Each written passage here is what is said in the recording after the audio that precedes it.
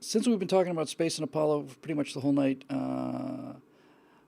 Fizzmeister asked me to repeat my idea for a commercial. Several years ago, I say in the Apollo 11 thing that up until about 2 3 years ago, I I did not think we were going back to the moon. I didn't think we were going to Mars. I thought we were pretty much done. I had a low opinion of millennials. To many degrees, I have that, but then I began to realize it's not millennials you have a problem with, it's the social justice warriors you have a problem with. There's lots and lots and lots of millennials who are in the military, lots and lots of millennials everywhere. But what changed my mind was the Falcon Heavy launch. The, I mean, I was there when Burt launched Spaceship One. I touched White Knight as it went by. I got to be friends with Mike Melville, friends with Burt Rutan. I saw 3 or 4 of those launches from Mojave, and I thought, this is the future. But that was in 2004. You know? That's 15 years have gone by, and nothing has happened since then. Virgin had a bad accident, obviously, and now they're doing tests to. They haven't even flown suborbital yet. It's 15 years later. In the 60s, in 15 years, we developed 20 different launch systems, us and the Soviets. Anyway, I digress. So anyway, back in before SpaceX started to convince me, and what convinced me about SpaceX and about the future was this. It was the sound. Let me back up. Spoiler alert for the Apollo 11 thing.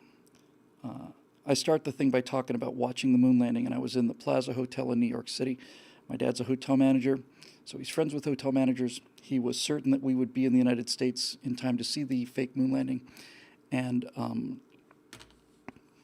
so we were in the Plaza Hotel, and I think the actual moon landing occurred about 4:15 Eastern time, but the moon walk didn't happen until about 10:45, 11 at night.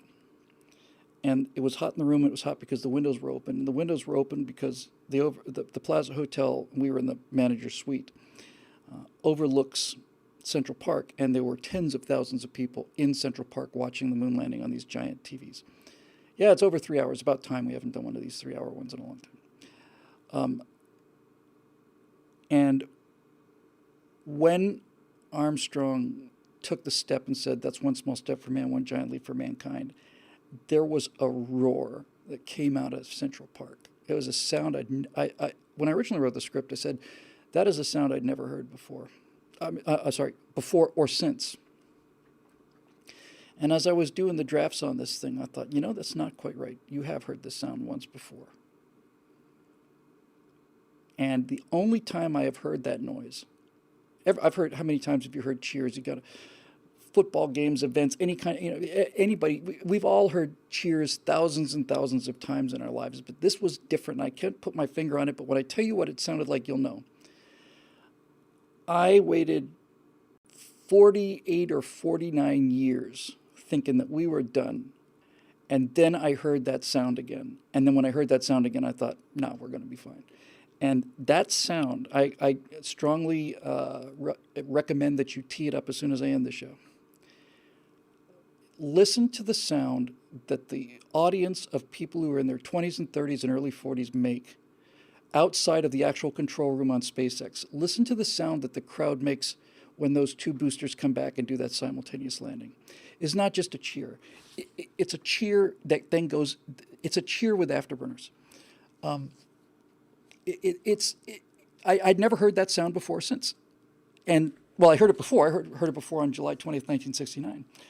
But when I heard that sound, I realized, no, this is going to happen.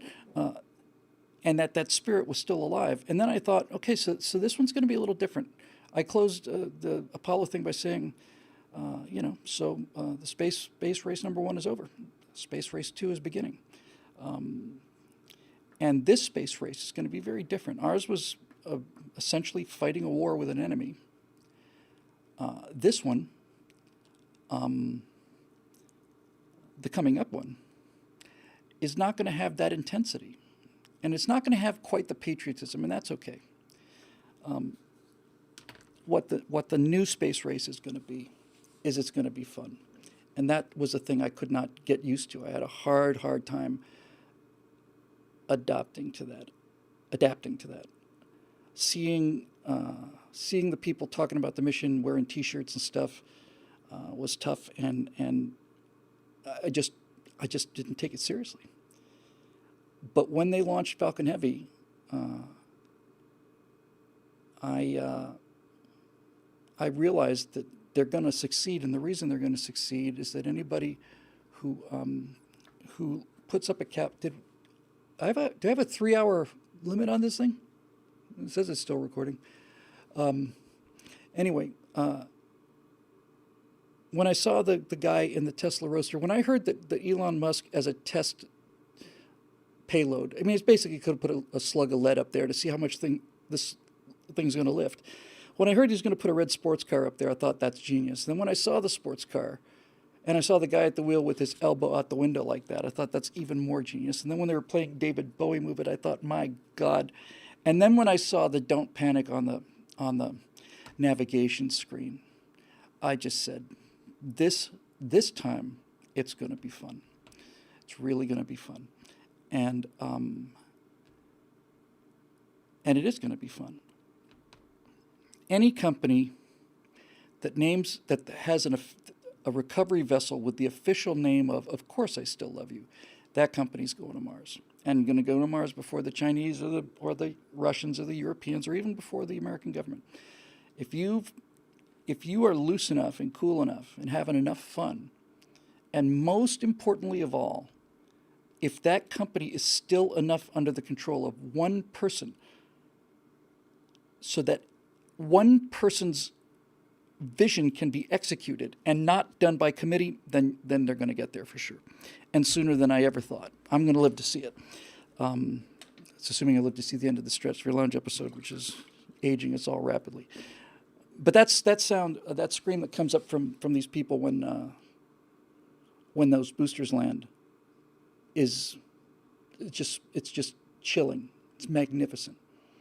Just listen to it, because they're cheering all the way down, and the rockets are lit, and they're cheering. But when they actually land, it just goes up 3 octaves or something, and it's an astonishing sound. So they're going to go and they're going to do it. And the last thing I'll say is we had somebody who was a member of the Stratosphere Lounge crowd for a long time, haven't seen for a while, sent me a text after that mission and said, and this is how I closed the Apollo 11 thing. He said, that Falcon Heavy launch was our moon landing. And on the Apollo 11 show, I say, nah, that wasn't your moon landing. Mars landing is going to be your moon landing. You're going to do it. And all of us Apollo kids who grew up in the space age, we dare you to do it. We double dog dare you. And I think they're going to do it. I just wish it hadn't taken 2 generations of going around in circles. Truthfully, after Apollo, for all of the space shuttle flights, Skylab, International Space Station, all of it, they were essentially, that's John Glenn's flight in Friendship 7 in 1962. It's the same flight. We're in low Earth orbit for 40 years. More. 45 years we spent in low Earth orbit. We're still in low Earth orbit. And that's the part that was utterly disheartening to me. Anyway, I don't want to close the show without bringing up why I brought this up. So, anyway, several years ago, I had this idea about something called the Free Frontier. It was going to be a crowdsourced space program, and I was very keen on the idea. And I don't mean this to sound sour. I really don't. It's not. It's going to sound more sour than I intended it to be. But I realized that when we couldn't get, more than a couple thousand people to be members at this little website, the idea of bringing in enough members to make something like that work just wasn't going to happen. Certainly I didn't have the means to do it. But basically, here's the commercial. that I wanted to do for the Free Frontier, this crowdsourced space program. I wanted to show a lander on the moon, very realistic looking. It's not the LEM, it's bigger. It doesn't look super modern, but it's bigger and it's more advanced. And the moon looks exactly like the moon, because we've been to the moon. And you see a hatch open, and you see this astronaut starts to back out of the hatch. And then you cut to people all around the world leaning forward, watching their flat screen TVs, and they're watching this thing in 4K. And this astronaut comes down the ladder and steps onto the moon. And then another guy follows him, and obviously you're intercutting all this stuff, and people tears in their eyes and stuff like that. And then you see them pull out one of their hammers, and they start hammering in this flagpole. And then you cut to this guy's saluting, and when he's saluting, as you pan around, you see he's saluting the Chinese flag. It's China landing on the moon. And that would kick every single American patriot right in the guts, even though they're 60 years second place. It's like, God damn it, this is the thing we all fear.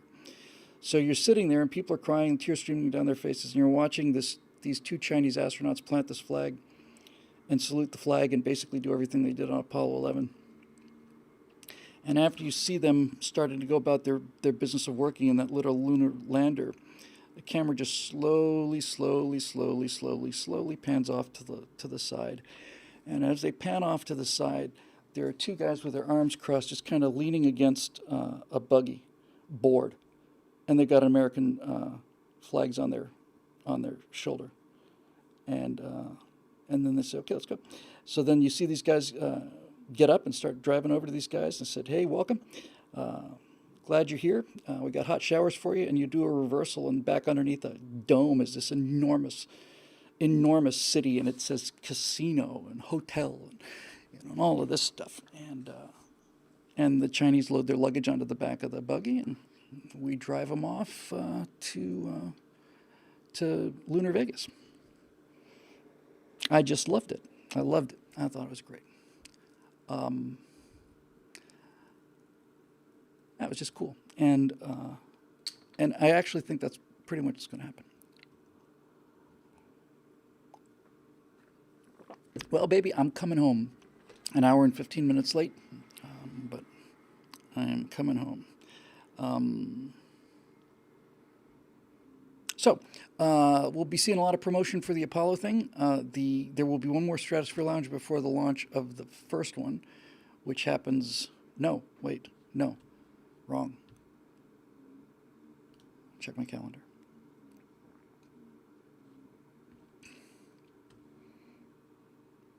Nope. 2 days from now, on the 13th, Saturday, they're going to release the first part of this. I think they release one on the 13th, another one on the 15th or 16th, one on the 17th or 18th, and then part 4, which is the guts of Apollo 11, is going to be released on July 20th, 2019. So I will, needless to say, send links out. And by the time we talk next Thursday, certainly 2 parts will be out. I expect 3 parts will be out, but the final part will not be out. The anniversary will be a few days away, and hopefully I can get this moon landing firewall written, because I didn't say anything about it in the Apollo thing. I just brushed against it once or twice. I just figured it's a waste of time to, the evidence is the incrementalism.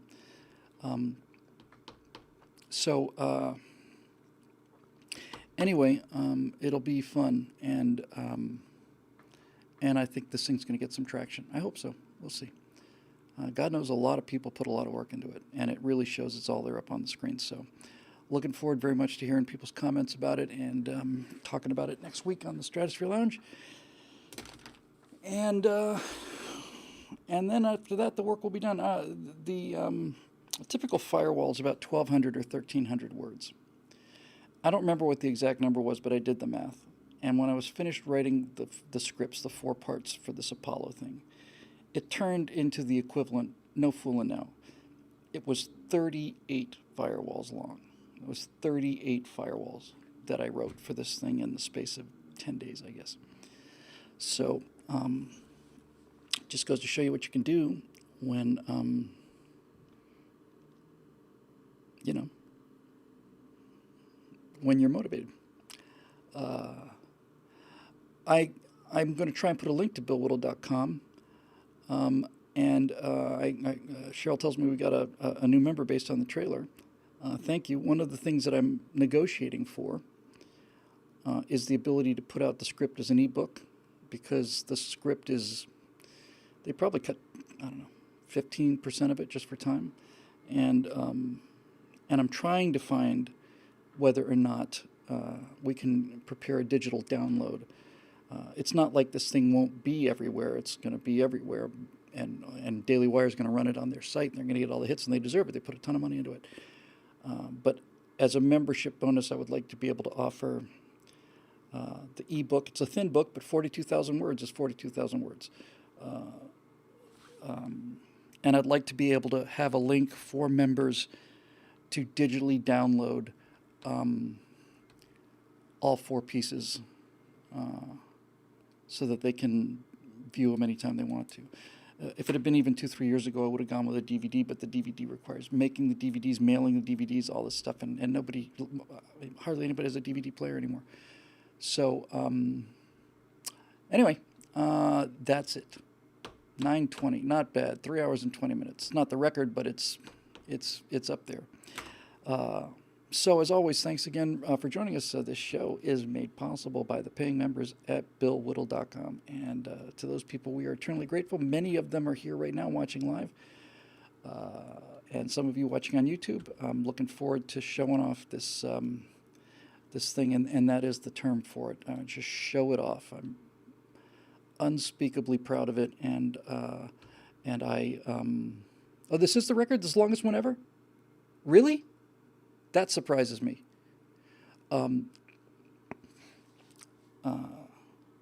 It's the best work I've ever done, and it's the most work I've ever done. So starting on Saturday, 2 days from now, 2 days from now, part 1 comes out. Then part 2 early in the week, part 3 late in the week, and then next Saturday, the following Saturday, part 4. And I assure you, you will not be hurting for places to see this thing. Love to hear your comments about it, and I'm looking forward to reading what you have to say, either on the YouTube thing, but probably at least on the Facebook page, and especially on the members page. That's the one I'm really looking forward to.